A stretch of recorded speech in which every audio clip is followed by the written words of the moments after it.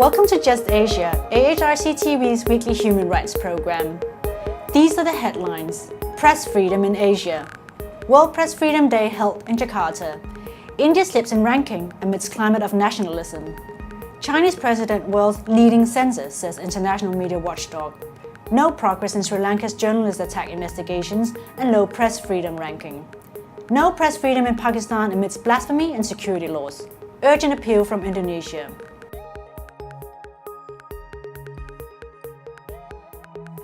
Welcome to AHRC TV's Just Asia. I'm Annie Lin. This week, Just Asia begins with World Press Freedom Day, annually celebrated on May 3rd. The day is marked by celebrating the fundamental principles of press freedom, assessing the state of these freedoms globally, and paying tribute to those journalists who have lost their lives supporting a free press. International media watchdog Reporters Without Borders releases an annual World Press Freedom Index, and its 2017 report reveals that press freedoms are deteriorating globally. The Asian region continues to fare badly, with notably big falls registered by Thailand, where the media industry is increasingly muscled by a military government, and Cambodia, where criminal defamation laws are being used to silence dissent. Pakistan, Philippines, and Bangladesh are some of the worst countries in the world to be a journalist, while China and Vietnam have the largest prisons for journalists and bloggers.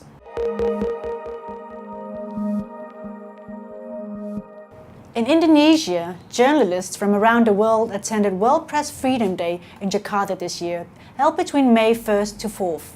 On May 1st, journalists joined peaceful public protests organized by labor activists, whereas on May 2nd, journalists and activists attended a side event on restriction of press freedom in Papua.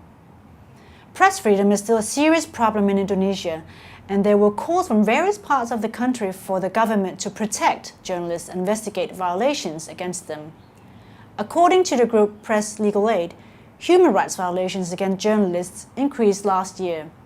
Whereas the group noted 47 cases of violation in 2015, they documented 83 cases in 2016.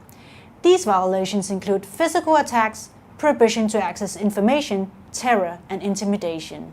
Furthermore, Indonesia has 8 cases of murder of journalists, known as dark cases, none of which have been effectively investigated. The first was the murder of Mr. Fuad Muhammad Syafruddin in 1996, while the latest was of Mr. Alfred Muralawan in 2010.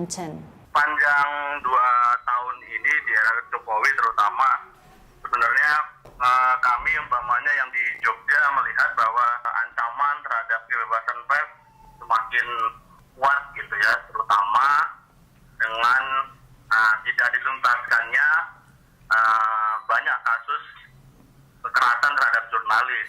Kalau di Jogja ada kasus Udin umpamanya, tapi masih ada lagi 7 jurnalis lain yang sampai saat ini kasusnya belum tuntas gitu, yang artinya ini juga menjadi persoalan ketika kemudian ada kekerasan lain ataupun bentuk kekerasan lain terhadap jurnalis di Indonesia, itu juga bisa jadi menjadi presiden buruk dan bisa jadi tidak dituntaskan juga, karena kemudian kasus-kasus yang sudah cukup lama yang harusnya bisa diselesaikan di era Jokowi dalam 2 tahun ini, tapi hingga saat ini tidak ada kejelasan. Sejauh ini sebenarnya peran pemerintah belum begitu signifikan yang kami lihat, karena mereka belum masih tidak ada.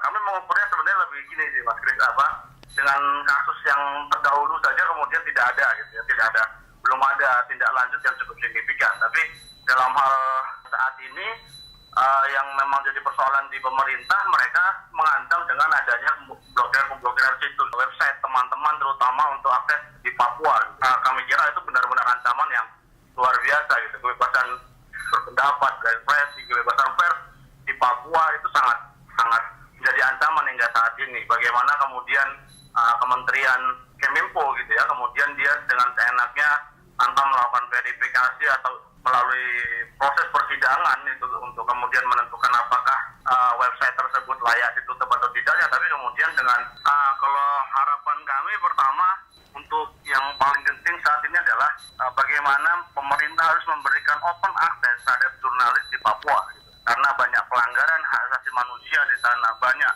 persoalan gitu ya. Kalau bahasa lainnya semalam diskusi disampaikan oleh Usman Hamid dari Amnesty International Indonesia, dia bilang ada talent genocide gitu yang sebenarnya itu bisa dibongkar ya, harus bisa disebarkan kepada publik jika itu memang terjadi ya, dengan cara kebebasan pers yang harus hadir di Papua gitu. Tapi sampai saat ini itu belum terwujud, dan itu harusnya janji Jokowi tahun 2015 yang mengatakan bahwa semua jurnalis dari luar negeri boleh melakukan akses liputan di Papua, itu harusnya benar-benar dilakukan, diterapkan gitu. Jangan kemudian di Kementerian Luar Negeri, kemudian TNI, polisi menolak apa yang kemudian sudah disampaikan Jokowi. Nah, kedua, kemudian kami melihat kasus-kasus pelanggaran ataupun pembunuhan terhadap rekan-rekan jurnalis itu yang kemudian belum tuntas, itu harus dituntaskan terutama di tahun ini atau lebih cepat tahun ini gitu ya, atau kemudian dalam periode kepemimpinan Jokowi ini. Jika tidak, itu akan menjadi presiden buruk dan kemudian menjadi ancaman kebebasan.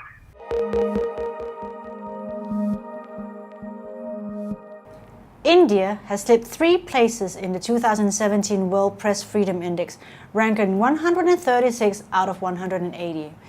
India's slip in rankings is not surprising, given the current climate of nationalism, cyberbullying, and vigilante justice. The past year has seen Hindu nationalists attempt to vilify all opposing and critical thought with the anti-national label. This has even resulted in charges of sedition, punishable by life imprisonment. Consequently, self-censorship is growing in the mainstream media. Journalists have also increasingly been targets of online smear campaigns, which at times even threaten physical reprisals. The difficult situation in Jammu and Kashmir sees frequent gags on the media as well, together with internet shutdowns.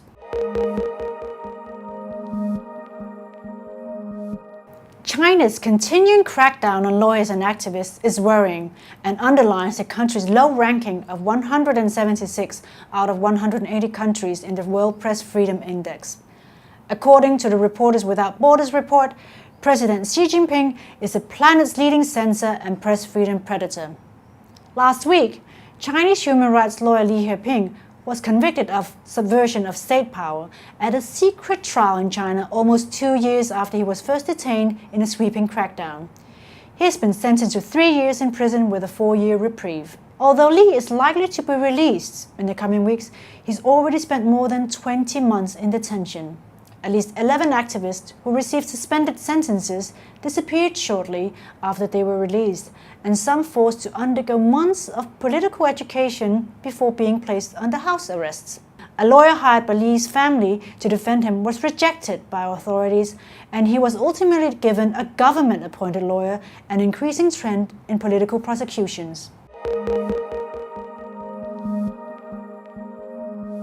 In Sri Lanka, although current President Sirisena promised to open investigations into attacks on journalists after being sworn in 2015, there has in fact been very little progress into the cases of Lasantha Vikramatunga, Prageeth Ignaligoda, other journalists and media channels. According to Sri Lanka's National Media Forum, the president is hampering the investigations so as to protect the intelligence officials responsible. Meanwhile, the counter-terrorism and media council bills currently being processed are likely to further restrict media freedom in the country. Sri Lanka remains at a low 141 in the Press Freedom Index, same as last year, lower than all South Asian countries except Bangladesh. According to Basil Fernando of the AHRC, lawlessness and the denial of press freedoms are not two separate things, they are deeply interconnected. Without a well-thought-out strategy to fight lawlessness manifesting in every aspect of life, it is not possible to protect any freedoms, including freedom of the press.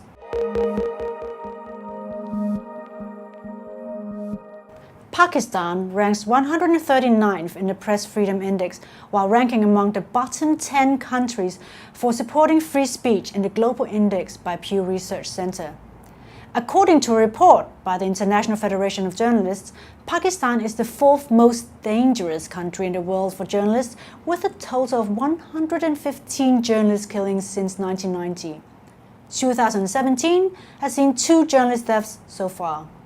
Muhammad Jan from Kalat, Balochistan, was shot by unidentified assailants in January, while cameraman for the privately owned Samar TV was fatally shot in February. There's also been a dramatic rise in censorship in both electronic and print media under the pretext of national security and blasphemy. Journalists, together with scholars and other activists, are routinely attacked for writing and commenting on religious extremism and abuses by security forces. Meanwhile, the government has failed to prosecute attacks against journalists, thus providing perpetrators with impunity. Finally, the Urgent Appeals Weekly features one case from Indonesia about an acid attack against anti-corruption activist Mr. Sukama Hidayat and his wife. Sukama was attacked after he requested the Corruption Eradication Commission, KPK, to tackle a corruption case. So far, the investigation process of the acid attack against Sukama and his wife has not shown any progress. That is all for this episode of Just Asia. For more on these and other issues, please visit www.humanrights.asia or www.ahlrc.asia/justasia. Thank you for watching and see you next week.